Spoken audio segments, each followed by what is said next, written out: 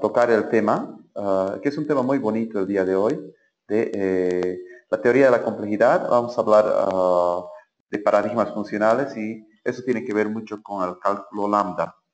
Lo que vamos a hacer el día de hoy es, bueno, también tener un poquito de participación de ustedes. Estoy esperando que hoy también podamos hacer algunas pruebas con lo que es un Haskell online. En realidad vamos a testear Haskell, un lenguaje puramente funcional, y bueno, van a ver que no es nada complicado. Vamos a comenzar con calma, vamos a ir con conceptos bien sencillos, vamos a ir con algún poco de bueno, programación funcional. Hola Sara, ¿cómo estás? Buenas noches. Acabas de llegar. Ok. Entonces, vamos a comenzar con lo que es teoría de la complejidad y vamos a ir continuando. Bueno, vamos a tratar de simplificar la teoría de la complejidad, ¿ok? Si parece complejo lo que vamos a hablar, en realidad no lo es tanto, pero en realidad tiene muchos avances. La teoría de la complejidad o la ciencia de la complejidad es el resultado en realidad de muchas otras ramas. Y también de muchos otros aportes. La ciencia de la complejidad tiene raíces en lo que es la teoría de sistemas, la cibernética, también tiene que ver bastante con lo que es, bueno, sistemas dinámicos, y de la ciencia de la complejidad salen muchas otras ramas también. Este gráfico, que parece bien complejo, muestra un poquito de cómo se van asociando algunas teorías y sobre todo, bueno, algunos campos de estudio, por ejemplo, la teoría del caos, la geometría fractal. En realidad, ¿alguien ha escuchado del efecto mariposa? Quisiera preguntarle si es que alguien ha escuchado del efecto mariposa. El efecto mariposa.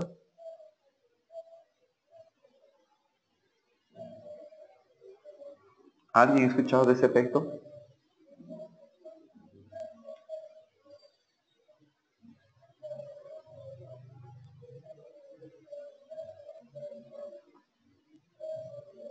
Ok. Si quieren pueden encender el micrófono y participar también, ¿no? Denis, Franz, Luisa, Sugar, Windsor, Sara. ¿Alguien ha escuchado del efecto mariposa? El efecto mariposa, como han debido poder escuchar o tal vez ver incluso hasta la película, dice que el aleteo de una mariposa en otro lugar puede ocasionar un tsunami en otro lugar, ¿no? Por ejemplo, imaginemos el aleteo de una sola mariposa, ¿no? Puede ocasionar un viento que se multiplique en más viento y eso puede ocasionar un tsunami. Entonces, miren, como base de esta teoría de la complejidad, van saliendo muchas otras áreas y también llegamos a la ciencia web, que son áreas que recién se están formando. Como habíamos hablado en la videoconferencia anterior, ¿no? Bueno, está tendiendo la web a ser más semántica, por ejemplo, a tener, como les decía, ¿no? Que las búsquedas a que sean con mayor significado. En realidad, la teoría de la complejidad viene de lo siguiente. Bueno, siempre es bueno saber la etimología de la palabra. Viene de complejtere, ¿no? Cuya raíz significa trenzar o enlazar. En realidad, cuando decimos que algo es complejo y cuando decimos que algo es complicado, tiene una cierta diferencia. En un momento más vamos a ver que no es tan lo mismo, pero en realidad el nivel también de dificultad para solucionar los problemas puede ayudarnos a clasificar estos problemas. Entonces, cuando hablamos de complejidad, estamos hablando de elementos que se entrelazan o se trenzan en este caso. Vamos a dar algún ejemplo de complejidad. Por ejemplo, en el tema de un mapa de 1 metro, este es del mapa de el Underground de Londres, ¿no? ¿Cómo ven este dibujo? ¿Lo ven complejo? ¿No lo ven sencillo? Si quisieran llegar de un lugar a otro, por ejemplo, si están por primera vez. ¿Ok? Entonces, como pueden ver, en este tipo de diagramas, se puede ver que las cosas están bueno, entrelazadas, están, Denis sí nos dice, un poco complejo, ¿no? En realidad hay como partes centrales en Londres, como este es el río Thames, el que el que están viendo aquí. No sé si se alcanza a leer. Dice River Thames, el río Thames. Y es a veces sí complejo. Hola, hola, les escucho. Hola, Denis, ¿cómo estás? Acaba de llegar Boris. ¿Cómo estás, Boris?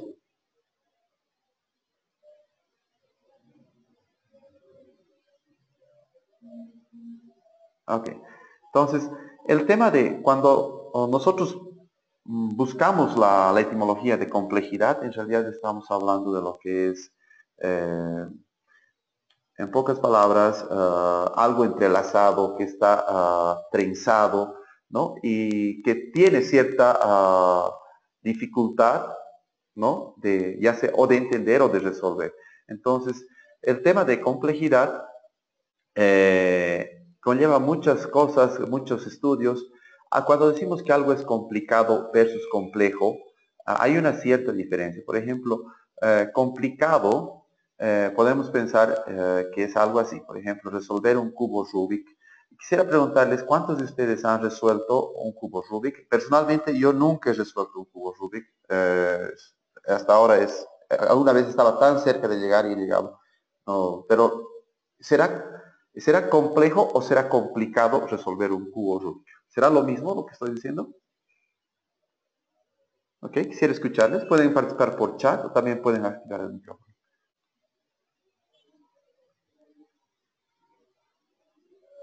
Les escucho, les escucho. La pregunta es, ¿será complejo o será complicado resolver un cubo Rubik?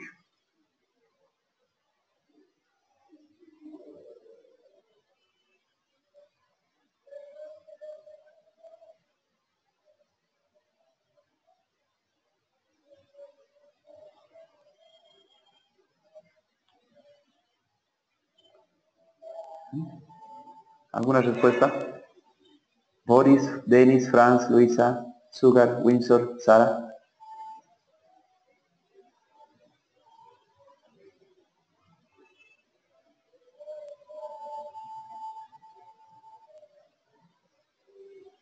Sara nos dice complicado dependiendo de cuánto se practique y de acuerdo a la cantidad de filas y columnas.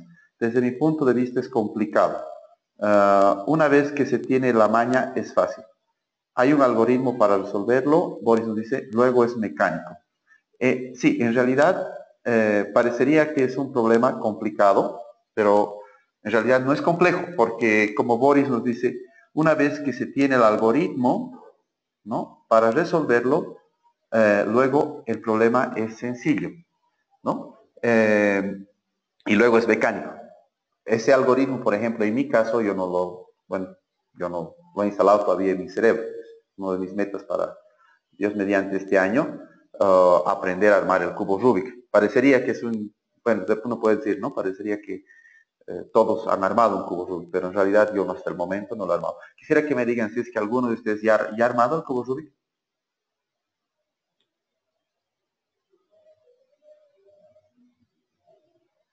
Sugar nos dice sí, es lógico, es buscar un algoritmo manual.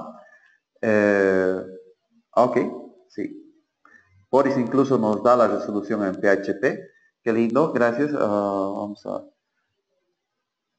En realidad, complicado versus complejo, sí hay una cierta diferencia. Complicado puede ser, como les digo, armar este cubo, pero tiene una solución, tiene un algoritmo. Y cuando algo es complejo, puede ser algo más asociado al pensamiento, probablemente, pues justamente por eso este dibujo.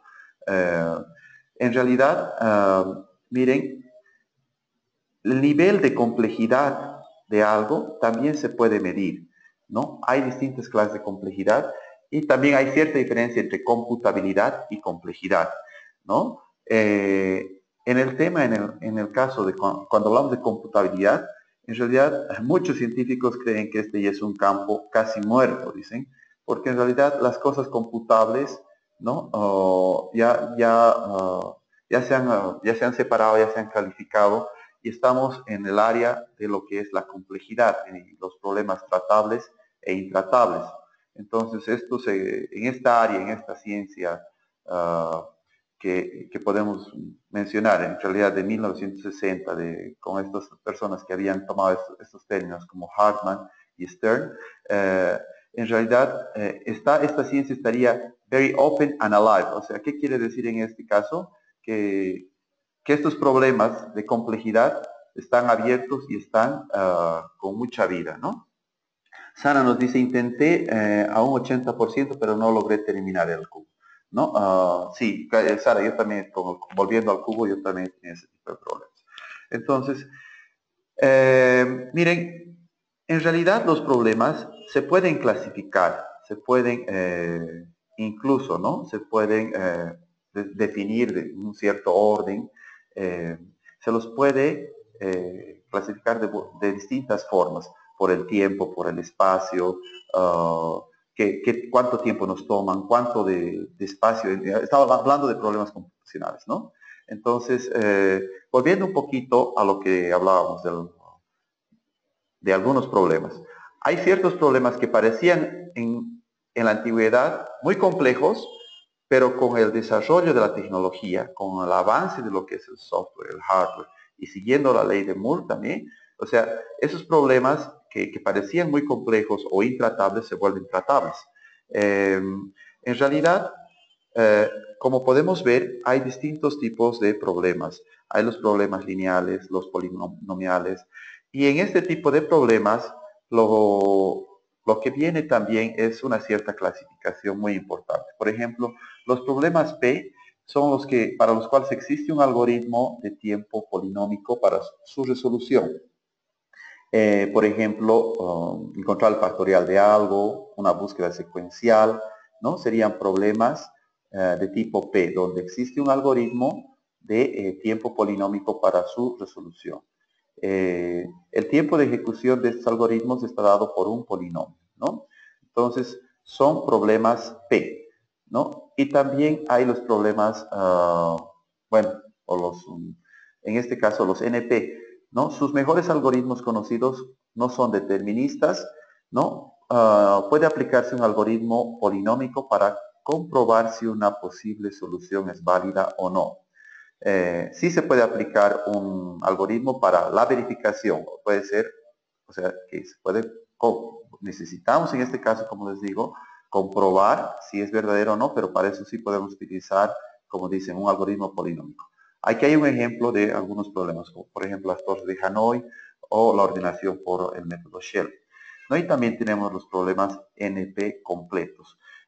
Hay problemas que parecerían fáciles, pero ya tratándose de cantidades grandes, ya se vuelven complicados. Por ejemplo, uno de esos problemas es el problema del vendedor viajero, ¿no? Que tal vez lo han escuchado. Es imposible encontrar un algoritmo eficiente para encontrar una solución óptima, ¿no? Por ejemplo, el vendedor viajero tiene que ir a distintas ciudades, ¿no? Y sobre todo tiene que encontrar, bueno, una ruta, la ruta más corta.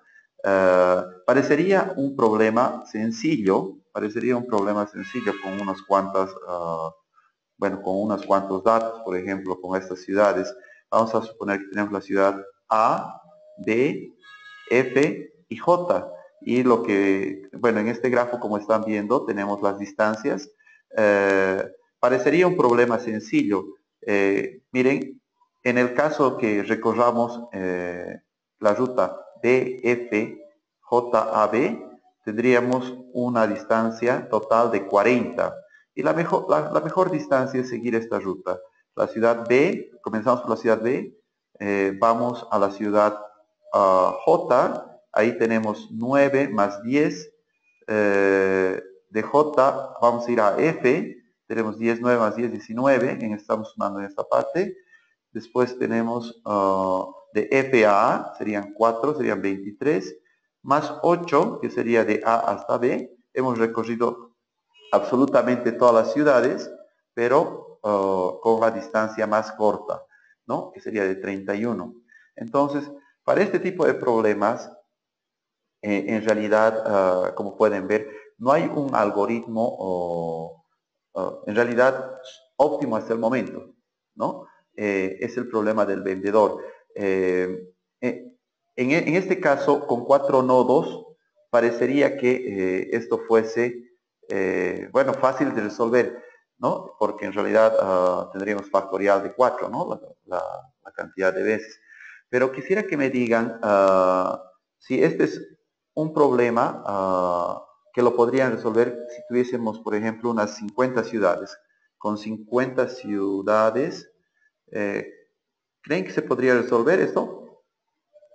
Les escucho un ratito y pueden tal vez comentar un poco esto por chat o también por lo que es el micrófono. Quisiera escucharles. Les escucho. Boris, Denis, Franz, Luisa, Sugar, Windsor, Sara. Imagínense este mismo problema, pero ya con 50 ciudades.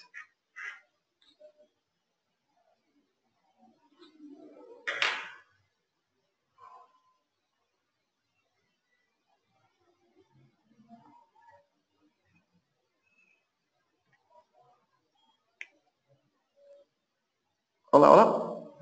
Sí, estamos. ¿Cómo estamos hasta aquí? ¿Se va entendiendo el problema? ¿Se va entendiendo ese?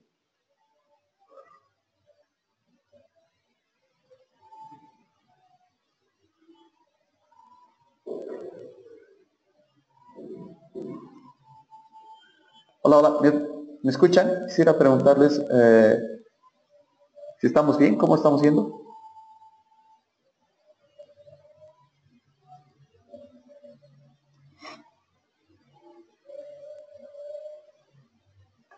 Boris nos dice, con una búsqueda en profundidad, pero no sería la solución óptima. Sí. Sugar nos dice, con un algoritmo se puede, para n ciudades, el punto es dar la solución más convincente, ¿no? Sí, son buenas, muy buenas participaciones. Felicidades Boris, felicidades Sugar, ¿no? Son muy, muy buenas participaciones. Como podemos ver, este tipo de problemas, Franz, todas las permutaciones son las de 64 y tardaría mucho. En realidad, factorial de 64, estamos hablando de 64, factorial de 64, a ver, vamos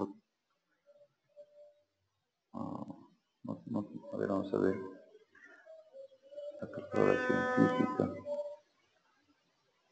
64 factorial. ¡Wow!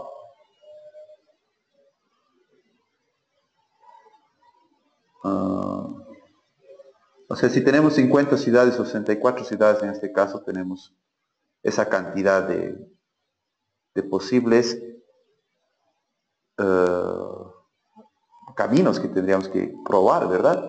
Y comprobar también, porque tendríamos que comprobar.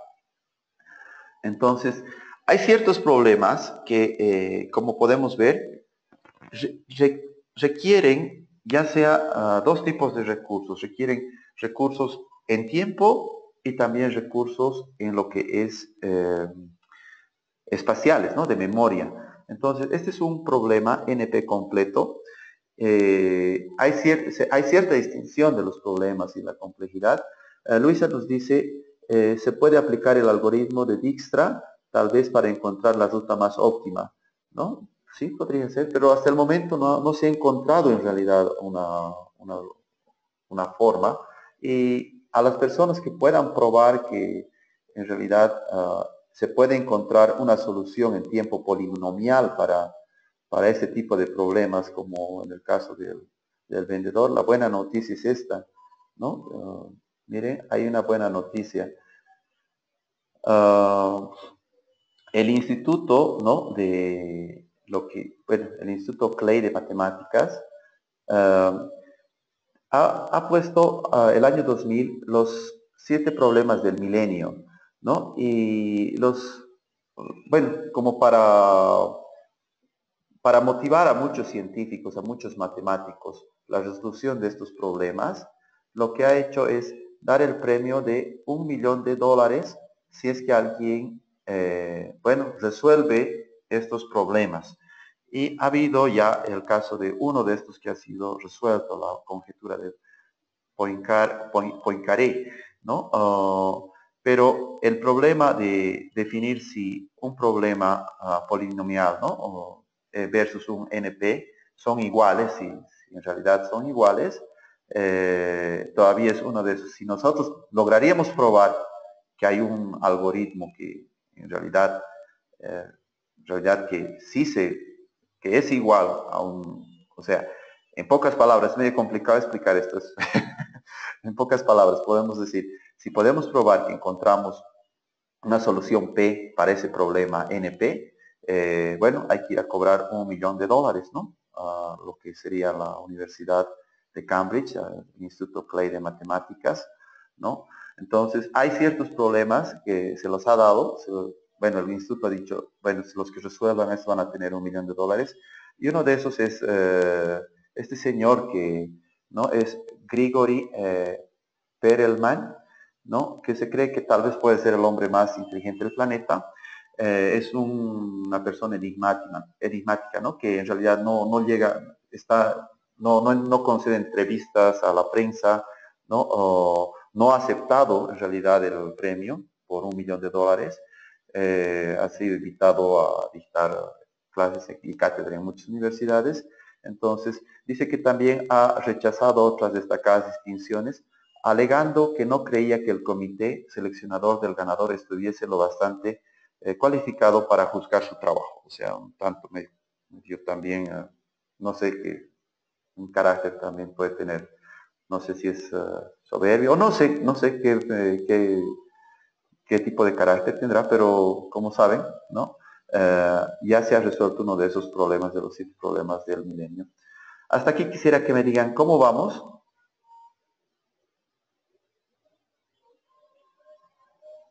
¿Todo bien?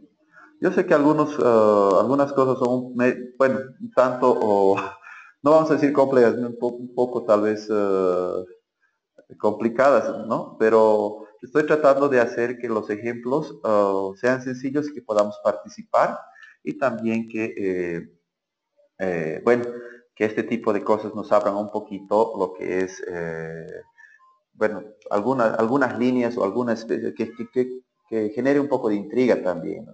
En todos nosotros. En realidad, todo esto yo sé que genera mucha intriga, muchas veces muchos de nosotros podemos decir, eh, bueno, sí, yo puedo buscar alguna solución, pero también hay personas, les digo, que han llegado a enloquecer tratando de resolver estos problemas.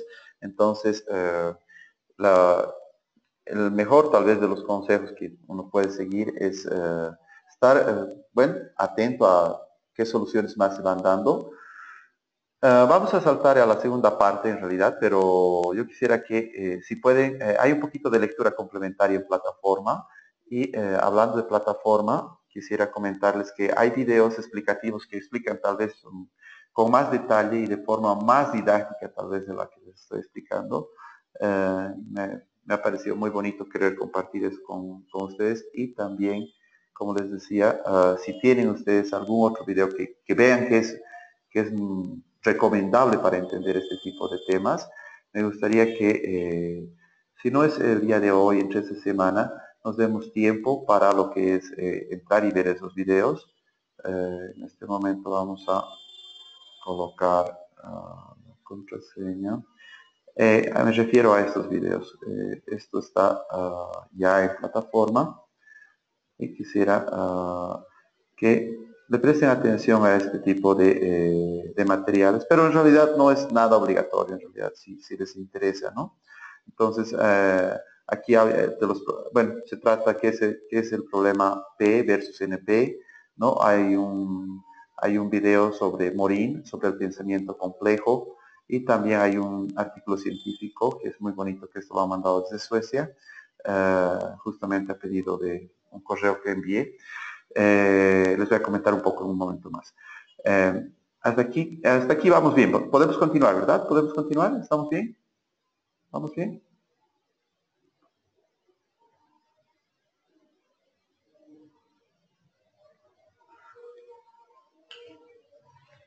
Ok.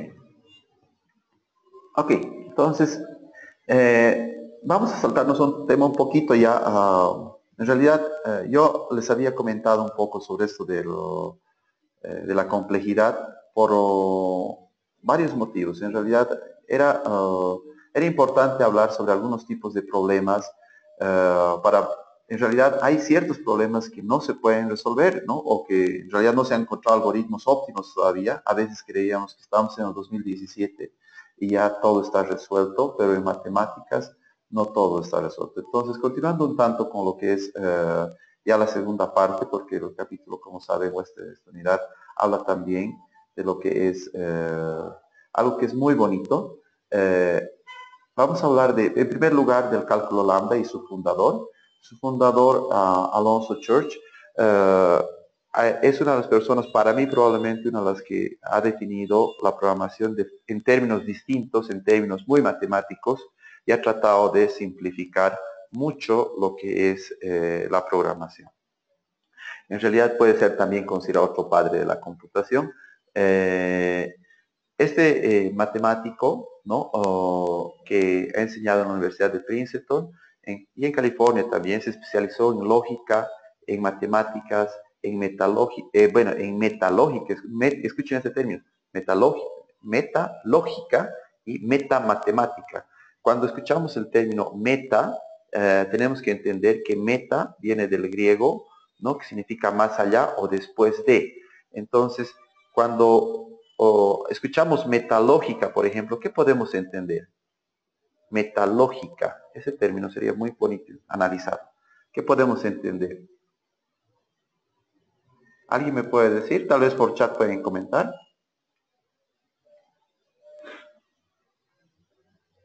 Podemos interpretarlo desde distintos puntos de vista, ¿verdad? Pero quiero escucharles por chat.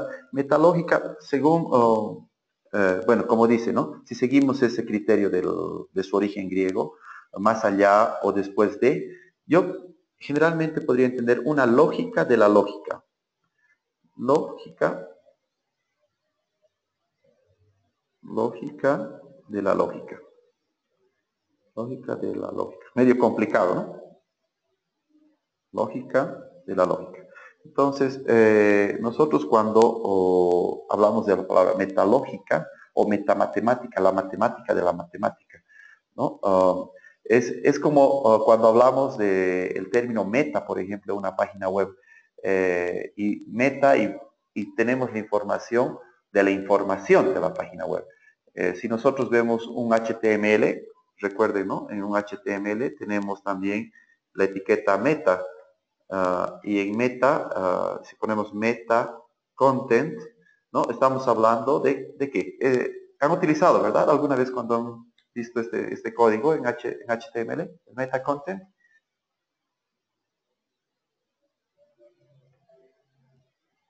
Hola, hola, ¿sí? En realidad, cuando hacemos meta content, estamos hablando del contenido de el contenido. El contenido del contenido, ¿no? El contenido. O sea, en pocas palabras, meta content nos dice qué hay dentro de la página en pocas palabras clave, ¿no? Y ahí se coloca keywords y qué palabras, qué contiene en realidad. Entonces, eh, saltándonos bueno, en realidad no era hablar del tema de meta, pero lo que yo quisiera hablar es de Alonzo Church. Alonzo Church es como, bueno, en pocas palabras, ¿no? Uno de los fundadores, uno de los que ha trabajado bastante, también unos estudiantes que, bueno, se llama Clean, ha trabajado este tema, pero a lo que voy y lo que quisiera que participemos es en esta pregunta. Quisiera que me comenten un poquito si es que pueden dar una definición a recursividad, porque en realidad, como saben, programación funcional está muy relacionada a lo que es la recursividad, ¿no? Quisiera que me puedan comentar, o alguien me podría dar la definición recursiva de recursividad. Ok, quisiera escucharles, puedo escucharles. Alguien puede habilitar también los micrófonos.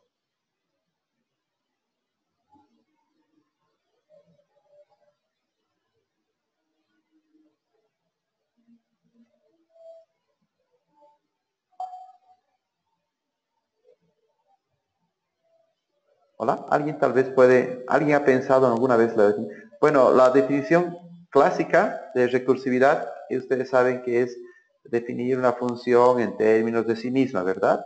La definición de una función en términos de sí misma. Pero les estoy pidiendo una definición de recursividad. Una definición recursiva, ¿no? No la definición clásica. Luisa dice, es un proceso basado en su propia definición. Muy buena tu participación, Luisa, felicidades. ¿Alguien más, tal vez? ¿No? ¿Alguien más?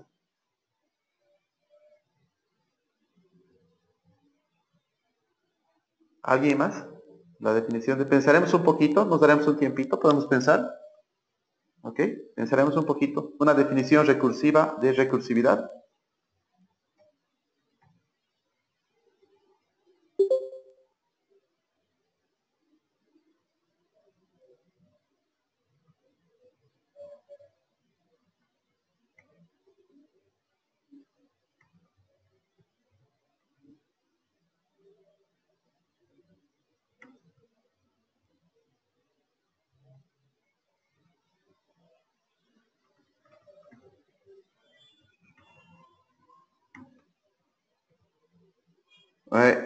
El valor actual está en función del anterior. Muy buena definición también, Franz.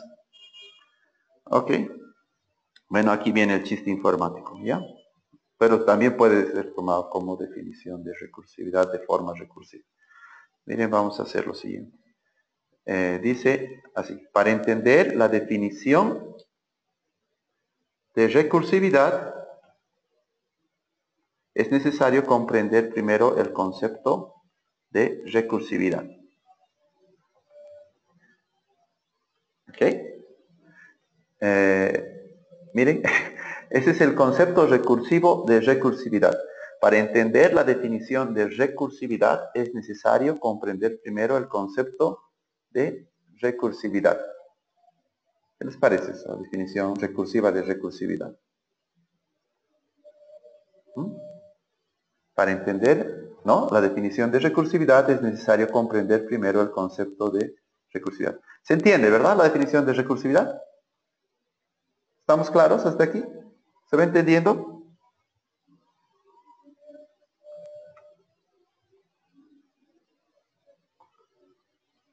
Sí, en realidad ustedes tienen razón, Denis, todos cuando me dicen, es la verdad, ¿no? Una función que se llama de forma repetida en términos, que se llama en términos de sí misma. Morris también una linda fórmula coloca ahí, ¿no?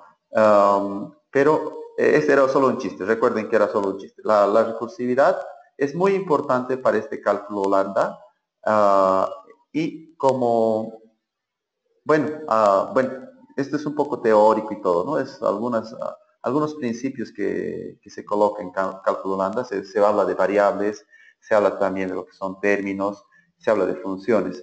Sara nos dice, una función recursiva está definida por, dice, un caso base y los casos recursivos. Son aquellos que si se requieren utilizar la función que se está definiendo. Sí, está bien, está muy buenas. En realidad, las definiciones que nos están dando son hermosísimas, ¿no? En realidad, algunas características de este paradigma funcional, ¿no? Algunas características. Vamos a ir mencionando algunas, las he anotado para que no se me vayan. Utilizan funciones sobre elementos de primer orden, utilizan funciones polimórficas, es decir, que también la recursividad trabaja en realidad, son algunas características, ¿no? Es decir, aquellas cuyo tipo de vuelto depende del tipo de los argumentos. Bueno, también realizan utilización de funciones de orden superior. Tienen distintos tipos de evaluaciones. Hay lenguajes de programación funcional con distintos tipos de evaluaciones. Lazy Evaluation, ¿no? Hay el Eager Evaluation. Hay distintos tipos de evaluaciones. Pero en pocas palabras, la programación funcional de la tradicional, ¿en qué se diferencia? Se diferencia en que con programación funcional definimos el qué y con programación la normal definimos el cómo, ¿no? Para la programación imperativa, que es, usamos los autómatas finitos, y para la programación funcional utilizamos la evaluación de funciones. En realidad, sí hay diferencia. Es cuando hablamos de paradigma funcional, ¿no? En realidad, lo que estamos hablando es de una forma de pensar, un estilo de resolver las cosas que tiene sus ventajas y desventajas. En realidad, vamos a hacer un poquito de, vamos a jugar un poquito con un programa funcional, con un lenguaje funcional, teniendo en cuenta que tiene todavía sus ciertas limitaciones, ¿no? Una de las limitaciones puede ser, en los lenguajes funcionales todavía nos falta mucha estandarización, ¿no? O el rendimiento de los programas puede ser muy bajo todavía en comparación de algunos lenguajes interactivos. Bueno, bueno, no es, bueno, no es secreto esto, pero en realidad, como saben, los lenguajes de programación imperativa sí tienen mejor rendimiento en algunos casos las soluciones, la forma en que se expresan con un lenguaje imperativo parecen muy complejas y alguna solución con programación funcional parece muy sencilla. Vamos a ver algunos ejemplos específicos, eso va a aclarar algunas dudas. Hasta aquí yo quisiera que me digan, ¿no? Hay ciertas veces que se conviene definir algo con programación funcional. Quisiera que preguntarles cuántos de ustedes o cuántos de nosotros ya hemos usado ya funciones recursivas, en qué casos. Quisiera preguntarles en qué lenguajes y sobre todo en qué casos han resultado ustedes, han visto que es más conveniente trabajar con este tipo de programación. Boris nos está diciendo, son más fáciles de leer que los programas funcionales. ¿No? A veces sí tienes razón. A veces la lectura parecería muchas veces sencilla, digamos, de un lenguaje funcional, pero analizando, bueno, en realidad no es tan sencilla en el fondo, ¿no? Pero en realidad también una solución funcional puede ser desde un punto de vista de alguien que le gusta trabajar con con este paradigma, ¿no? Muy sencillo. Entonces, uno de los lenguajes funcionales que me gustaría mostrarles hoy es Haskell. Bueno, esto he tenido que recordar desde la universidad y gracias a Dios digo que había habido simuladores en línea, no he tenido que instalar nada y me gustaría también compartir eso, ¿no? Con ese link del simulador que he encontrado de Haskell y que sobre todo, bueno, de seguro van a poder tener un tutorial que es muy sencillo. Haskell es un lenguaje funcional, pero no es el único. En ese entonces había Gopher también, recuerdo en 98, 99, que estaba muy de moda, pero Haskell hasta el momento es uno que bueno, está liderando en lo que es el top 10 de los lenguajes funcionales. También hay Scala. Scala es uno de los lenguajes funcionales en el cual Twitter está trabajando algunas funciones. Hay otros como Lisp, hay algunos. Yo sé que muchos de nosotros tal vez hemos visto estos lenguajes y quisiera que me digan si es que alguno en universidad ya ha podido ver este tipo de lenguajes y hacer algún tipo de solución. Boris nos dice, Python soporta programación funcional, sí, excelente. PHP, Java, sí, JavaScript también sí soportan. Hay aplicaciones con JavaScript que son muy bonitas y sobre todo mucho de la programación funcional también se puede aplicar en web. Dice Sara, nos dice funciones recursivas con variables y arrays enviados como parámetros a la función. Sí, ¿no? En realidad todo lo que están compartiendo ayuda bastante. Dice, el cerebro piensa de forma recursiva, por eso es más fácil leer en funcional. Bueno, miren, muy buena observación. Dice Boris, el cerebro piensa de forma recursiva, por eso es más fácil leer en funcional. Entonces, habiendo varios lenguajes, vamos a hablar un poquito de Haskell, que es un lenguaje, bueno, puramente funcional. Y aquí tenemos un ejemplo de calcular el factorial de un número, ¿no? Hace un rato habíamos hecho el cálculo de factorial para la solución de n caminos. En el caso de, vamos a ver, el factorial de 5, por ejemplo. Si tuviésemos 5 ciudades, ¿cuántas rutas posibles tendríamos que tener o analizar? Pueden ver la pantalla, ¿verdad? En el caso del vendedor, imaginémonos que necesitamos, tenemos 5 ciudades y ¿cuántos caminos posibles tendríamos que analizar? 120 caminos, ¿no? 120 caminos caminos, perdón, para 5 ciudades, ¿no? En el caso de que fuesen 4 ciudades, ¿no? ¿Cuántos posibles caminos tendríamos? 4 factorial, 24 caminos. Ok. Pero cuando ya el número es muy grande, por ejemplo, 100 ciudades, factorial, miren, ya es muy grande. Ya el número va creciendo, es exponencial. O sea, ya la computadora tiene que hacer muchos cálculos, ¿no? Entonces, este tipo de cálculo, por ejemplo, en un lenguaje normal podríamos haberlo hecho de esta forma. La función, vamos a definir la función factorial, ¿no? O la cual va a retornar si en este caso, si en este caso el número es menor a 2, va a retornar 1, o sea, sería, como decía su compañera, la condición de finalización, ¿no? Terminaría la recursividad. Y en este caso, si no fuese, bueno, si no fuese como va a seguir recibiendo el mismo parámetro, lo que va a hacer es ese mismo número lo va a multiplicar por el factorial del número, pero menos 1.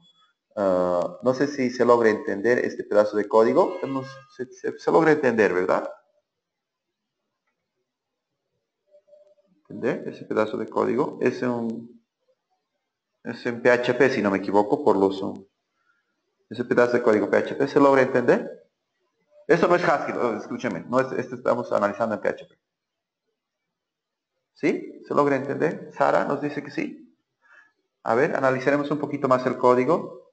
Si es que, miren, la función factorial dice, va a recibir un número, ¿no?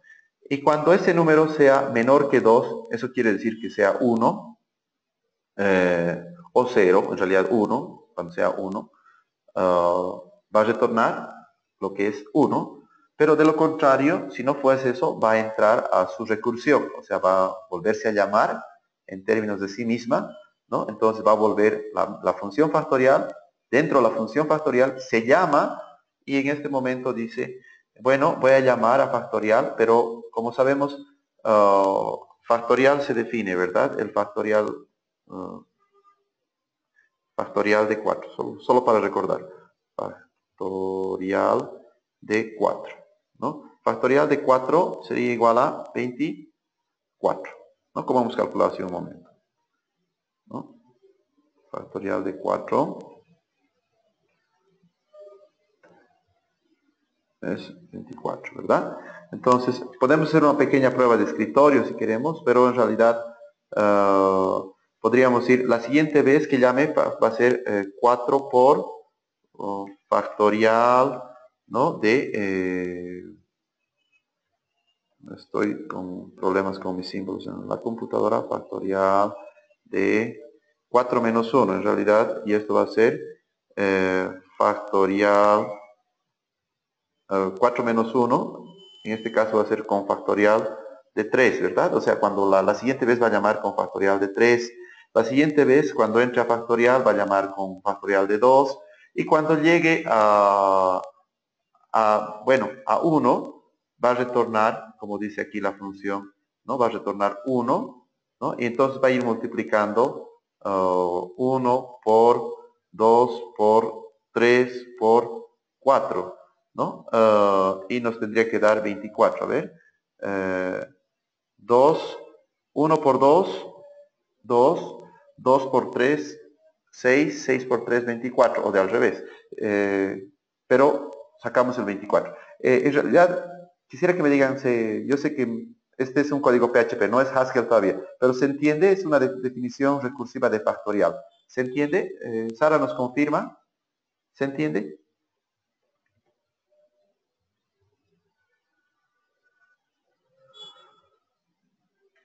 Sí, ¿verdad? Ok, entonces, miren, en Haskell o en lenguajes funcionales, nosotros podríamos tener todo esto simplificado con una sola instrucción. Por ejemplo, factorial de n es igual al producto de n de 1 hasta n, ¿no? O en el mismo Haskell podríamos tener algo así. Factorial de n ¿no? Si n es menor a 2, entonces retorna 1, y si no, n por factorial de n menos 1. En realidad, esto es Haskell, ¿no? Este ya es código Haskell. Más sencillo, parece más sencillo. ¿Cómo lo ven? ¿Parece más fácil?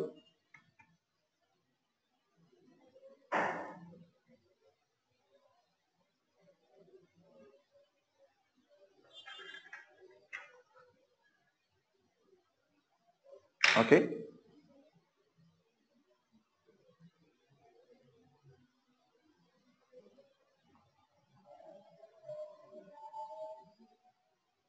Sí, Sara nos dice, efectivamente es el,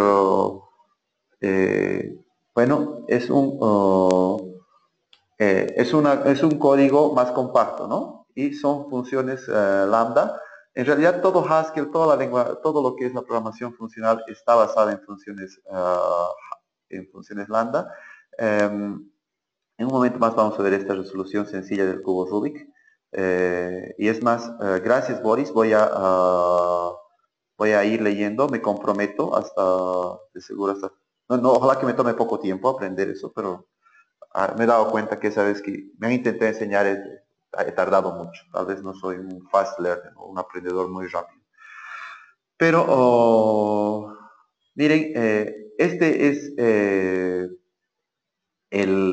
la página o el simulador de Haskell. Les estoy pasando en este momento por chat y también va a estar en plataforma, ¿no? Dice Try Haskell. Esto también lo voy a colgar a plataforma. Me he olvidado colocar, pero de seguro le estoy pasando ya. Sí. Doctor, tiene tarea de fin de asignatura. Sí. Yo estaba pensando hasta fin de año ponerme como una meta. Ok. Uh, ok, miren. Ya. Nos dice, tenemos 5 minutos, nos pregunta. Si necesitamos ayuda, ¿no? Coloquemos ayuda y nos va a ayudar a aprender Haskell en 5 minutos. En realidad un poquito más de 5 minutos va a tocar, pero en realidad vamos a decir help. Es un simulador de Haskell y quisiera que me digan si pueden ver, ¿no? Lo que nos dice. Dice, music is math. En este caso se traduce como la música es matemáticas, ¿no? Entonces, para comenzar, dice, vamos a intentar escribir 5 más 7 en un lenguaje funcional, 5 más 7, y dar la respuesta al presionar Enter. Bueno, bueno, nos va a calcular 12, ¿verdad? Hasta aquí está fácil, está muy, muy sencillo. Como ven, no hay puntos y comas para terminar la instrucción. Bueno, vamos a intentar poner nuestro nombre. Aquí vamos a intentar poner nuestro nombre. Vamos a intentar Viter y vamos a mandar Enter. Estoy poniendo Enter para ver qué nos sale, ¿no? Entonces aquí me dice Viter es del tipo char, ¿no? Entonces cuando hemos hecho 12, habíamos hecho el cálculo es de tipo carácter. Entonces aquí también podemos poner listas. Como pueden ver, estamos colocando lista en este caso. Estamos colocando la lista de estos números, 42, 13 y 22. Entonces, miren, si quisiéramos ordenar esta lista en un lenguaje imperativo, ¿cómo tendríamos que ordenar esta lista? Bueno, podríamos utilizar, ¿qué algoritmos conocen de ordenación de datos? La burbuja, a ver, burbuja, Quick Shell, ¿qué más? Quisiera que me mencionen qué algoritmos han llegado a conocer para ordenación de arreglos. ¿Ah?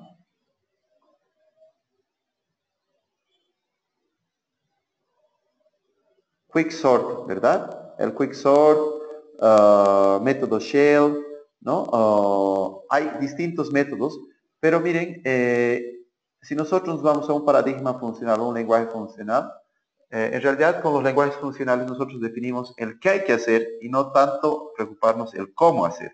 En este caso vamos a decir, queremos ordenar esa lista de 42, 13, 22 y automáticamente Haskell en este caso, este simulador de Haskell y que a la vez es tutorial, nos está dando el array ordenado, ¿no? Y nos dice, bueno, es 13, es 22, 42.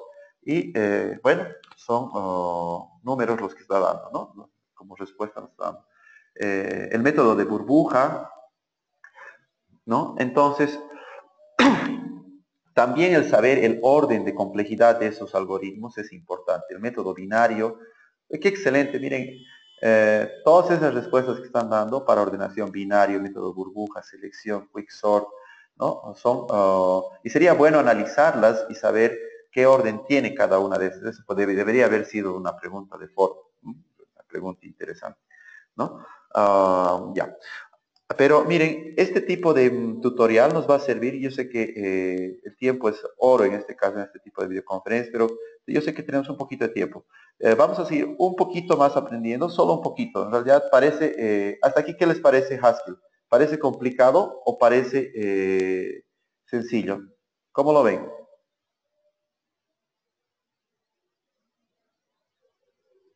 Hasta aquí, ¿cómo se ve Haskell? ¿Un lenguaje funcional? ¿Se ve muy complicado? Parece Python, dice, ¿no? Sí, Python también tiene su esencia funcional, ¿verdad? Sí, en realidad parece, ¿no?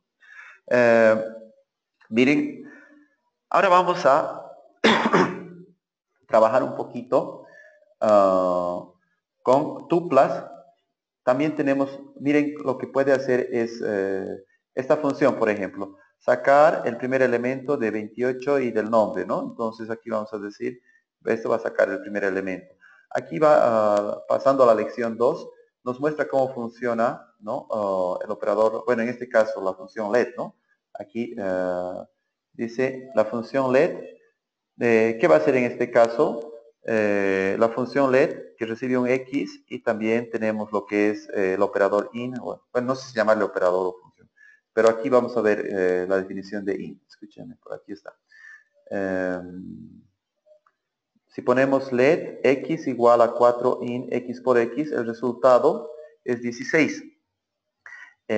Bueno, en este caso vamos a ir leyendo un poquito. Let them eat cake. Let them eat cake. En este caso es comeremos la torta, ¿no? Y aquí explica un poco de cómo va funcionando esta evaluación. Parece fácil, dice aquí Sara, pero habría que ver otras funciones. Sí, en realidad la potencialidad de todo esto, ¿no? Es grande, es para cálculos es muy, muy grande. En lo que es, bueno, tal vez hay personas que pueden discutir un poco el tema de eficiencia, ¿no? Porque para que una función se llame a sí misma varias veces, también toma ciertos tiempos y memoria también.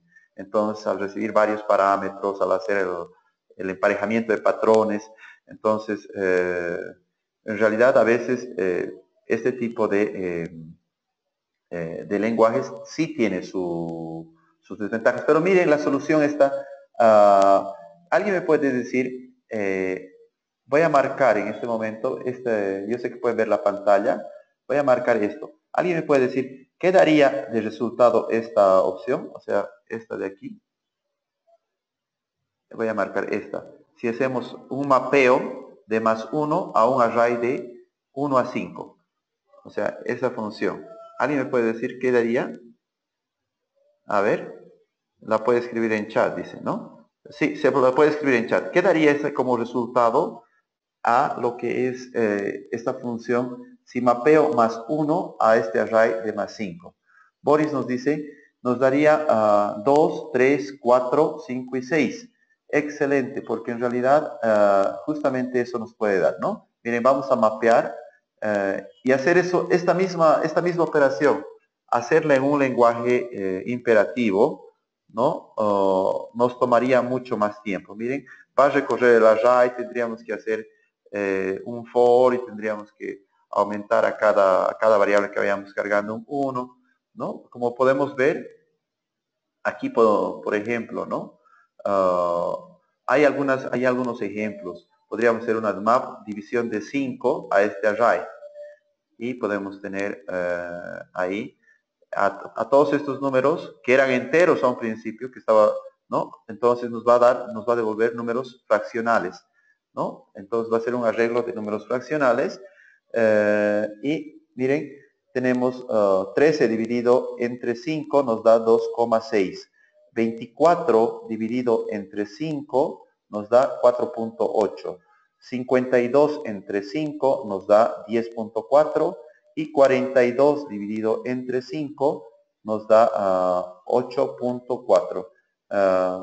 Dividir entre 0. A ver. Bien. Bien, Franz, muy buena pregunta. Franz. A ver, vamos a ver. Vamos a hacer la prueba. Ok.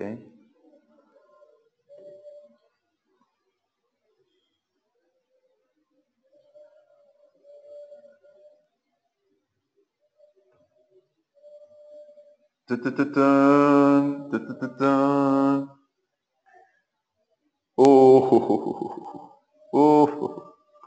Wow. Buena respuesta, Franz. ¿Qué nos dices? Nos está devolviendo infinito, infinito, infinito, infinito. Interesante, ¿no? La respuesta. Pensé que se iba a colgar. Ok. ¿No? Se entiende, ¿verdad? En realidad, miren, podemos utilizar una función filtro, por ejemplo. Filtrar los números que sean mayores a 5. Este array tiene 62, 3, 25, 7, 1 y 9. Entonces, nosotros para hacer este tipo de, bueno, de tarea o de problema, si quisiéramos filtrar los números, ¿no? Boris Bellido nos dice, infinito más infinito será igual a infinito, a 2 infinito probablemente. Sí hay, como saben, también hay distintos tipos de infinitos, ¿verdad? Parece loco lo que les digo, pero sí, si investigamos un poco, hay distintos tipos de infinitos. Ok, miren, vamos a filtrar en este caso esta lista de 62, 3, 25, 7, 1, 9, con lo que es simplemente esta condición, ¿no? Filtrar los elementos que sean mayores a 5, ¿no? Y miren, la programación funcional es muy, muy bonita, muy sencillita. ¿Cómo lo ven? ¿Se ve complicado? ¿Se ve complicado? ¿Hasta aquí se va entendiendo?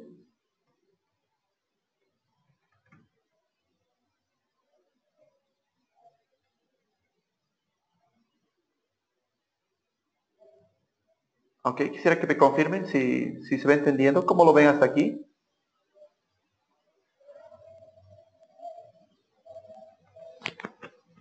Sí, ¿verdad? No parece nada complicado. Denis nos confirma, Sara, ¿sí? Franz nos dice, sí, se va entendiendo, ¿verdad? Ok.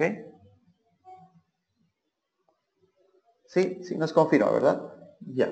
En realidad, como estamos viendo, esto de infinity, dice Boris, es una representación de infinito, por lo que infinito más infinito dará infinito. Excelente, ¿no? Muy buena participación por el chat, Boris. Eh, lo que sí quisiera es que, si ven que después para ya sea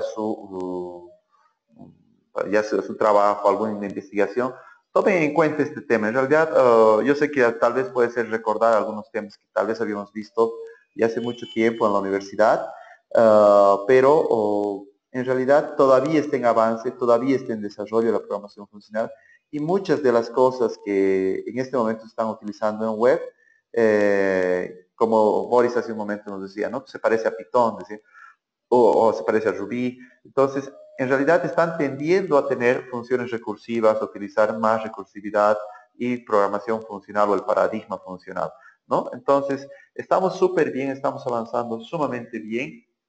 Lo que quisiera comentarles es que en plataforma hemos ido colocando ya algunas actividades, por ejemplo, el foro para esta semana, que es sumamente bonito y sencillo. En realidad es una pregunta que me gustaría que, bueno, se analice y se tome en cuenta, ¿no? Dice, estas preguntas están para todos nosotros. ¿Qué problemas complejos creen que tenemos en nuestro país en este momento, los cuales pueden ser solucionados con algoritmos? ¿No? Esa es una pregunta de debate. O sea, cada uno, yo sé que cada uno encuentra distintos problemas, ¿no? Y ese tipo de problemas, por ejemplo, uno de esos podría ser la sistematización de todo el Poder Judicial. ¿Será un problema complejo? ¿Se podrá solucionar con algoritmos? Es como una consulta, ¿no? Si ven que eso tal vez no corresponde, pues dicen, no, pueden también debatir. O, pues, un problema que también puede ser solucionado probablemente por algoritmos, puede ser gestionar redes sociales para negocios. La otra pregunta es, ¿en qué casos o problemas específicos cree que es más recomendable usar el paradigma de la programación funcional? ¿Puede citar algún ejemplo o código realizado en alguno de sus proyectos? ¿No? Entonces ahí lo que les pido es que si es que alguien ha utilizado ya sea algún tipo de función recursiva, ese pedazo de código puede copiar y decir, yo utilicé este código recursivo, he hecho esta función recursiva en tal caso, en tal, ¿no? Entonces, para que esto sea bonito. Cada uno yo sé que ha debido utilizar de alguna forma, ¿no? Y si no han utilizado, simplemente pongan, no utilicé nunca todavía recursividad para resolver algún, pero de seguro ya han usado, o sea, de seguro. Sara dice, ¿esta versión de prueba de Haskell está disponible solo en línea o se tiene en el instalador? Ese sí, ese es un emulador disponible solo en línea, pequeño en realidad, Sara, pero lo ideal es instalarse el software completo. Yo no lo he instalado, solo he hecho la prueba, ese emulador, que es un emulador sencillo que les he pasado, pero en realidad sí, uno queda con las ganas, ¿verdad, Sara? O sea, uno ve esto y después dice, quiero hacer más cosas, quiero hacer pruebas, y te felicito, Sara, bueno, por la pregunta. Estas dos preguntas las iremos resolviendo esta semana y yo estoy muy contento porque ya en el primer foro y el segundo están con muy buenas respuestas. El análisis que ustedes tienen es muy profundo, yo estoy aprendiendo mucho de ustedes. Quiero que sepan que para mí es, como ya les he comentado, un honor muy grande. Eh, es estar trabajando con profesionales tan selectos como son ustedes. Eh, es para mí el honor grandísimo. Es por eso que yo siento que todo lo que vamos viendo también lo podemos ir compartiendo. Si ustedes en algún momento piensan que pueden compartir material adicional, estamos creando un foro de recursos y materiales didácticos para que también todos podamos, bueno, subir. Esto va a estar de seguro ya disponible. Dice, en este foro ustedes van a poder, y nosotros en realidad, materiales adicionales de cualquier índole. Si ustedes ven algo que les ha interesado probablemente sobre complejidad o sobre autómatas o sobre máquinas de Turing o sobre cualquier cosa que estamos viendo sobre programación funcional, ya sea videos, PDFs, este es un foro libre, en realidad es para colocar material. Y me gustaría que en este foro de recursos y materiales podamos colaborar todos para que tengamos cada vez novedades, para que tengamos, por ejemplo, si es que encuentran alguna novedad de algún tipo de fórmula o algún teorema nuevo que se ha probado o algún documental o sobre todo algún PDF interesante, quiero que esto no es, recuerden, esto no es, este foro no es por nota, es simplemente por querer compartir y sobre todo por querer, bueno, intercambiar material o lecturas recomendadas. Esa es la videoconferencia, bueno, del día de hoy. Yo quisiera agradecerles por su participación, por su tiempo. Quisiera agradecerles también por el interés que van colocando, ¿no? En este doctorado.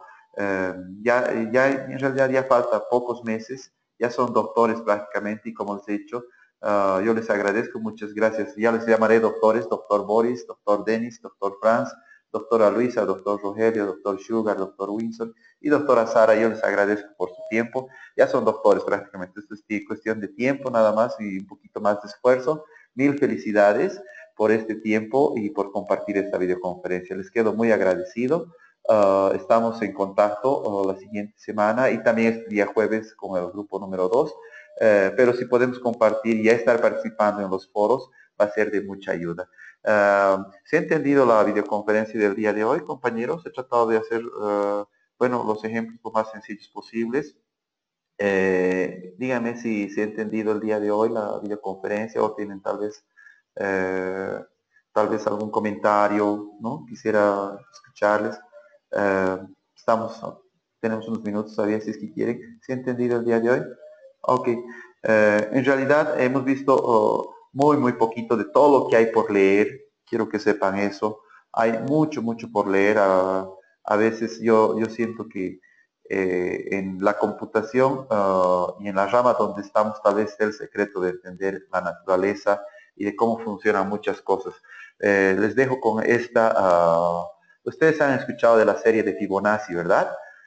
¿Sabían que la serie de Fibonacci, bueno, es simplemente la suma de 1 más 1 es 2, 2 más 3 es 5, bueno, 5 más 3 es 8, 8 más 8 más 5 es 13, 13 más 8 es 21. Esa serie Fibonacci, miren, se representa, hay una espiral Fibonacci con esos números, tomando esos valores para hacer geometría. Y miren, toda la naturaleza, cómo siguen esos hermosos patrones, siguiendo series muchas veces matemáticas, computacionales. Miren, hasta el mismo universo probablemente sigue patrones matemáticos. Tal vez se puede probar muchas de las cosas, tal vez se puede probar que P es igual a NP, ¿no? Si probamos, probablemente tal vez aquí hay un futuro millonario, tal vez en este grupo hay alguien que pueda probar cosas así. Pero yo les digo, todavía estamos aprendiendo mucho, leeremos mucho, todos, esto es una recomendación para todos, seguiremos investigando y con mucho, y bueno, con mucho entusiasmo iremos viendo cosas nuevas, ¿no? Dice, si quieres hacerle maldad a alguien, dice Boris, mandale un programa recursivo que calcule el Fibonacci de 100. Sí, ¿no? Está muy bueno, muy bueno, ¿no? Entonces va a durar un montón de tiempo. Miren, eh, lo que les digo es que trataremos de aprovechar al máximo este poquito de tiempo que en realidad va a pasar tan rápido y van a estar doctores. Eh, yo les agradezco por su tiempo, muchísimas gracias.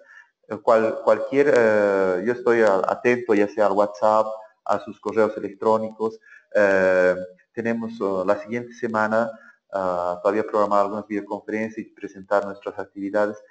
En esas actividades que les digo, la recomendación es divertirse, disfrutar, no tomen como una actividad pesada. Lo importante para que cualquier cosa nos salga bien es disfrutar. Les quedo muy agradecidos a todos los que han participado en esta videoconferencia. Gracias, querido Boris, Denis, Franz, Luisa, Rogelio, Sugar, Windsor, Sara. Muchísimas gracias. Estamos en contacto en la siguiente videoconferencia. Muchas gracias.